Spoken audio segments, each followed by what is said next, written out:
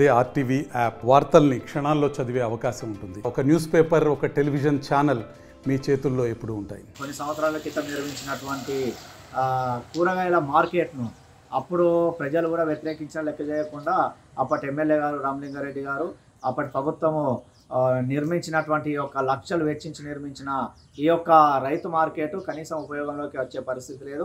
ఇక్కడ రైతులు కూరగాయలు అమ్మకపోవడంతో రాత్రిపూట మందు తాగే బాబులకు అడ్డాగా మారింది.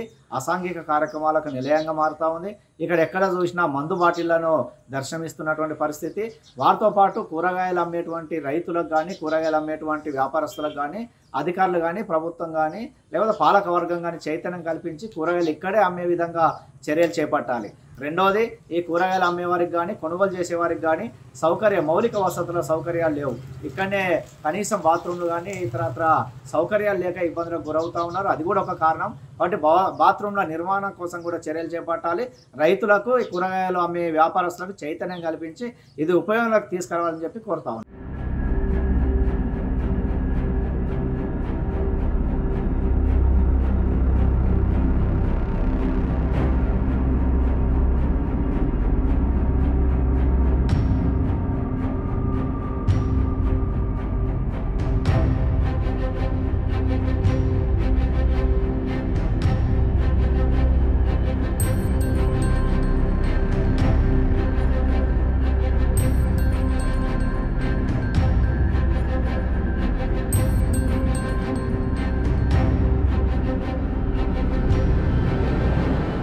మరిన్ని వీడియోస్ కోసం ఛానల్ ని సబ్స్క్రైబ్ చేయండి. లేటెస్ట్ అప్డేట్స్ కోసం వాట్సాప్ ఛానల్ ని ఫాలో చేయండి.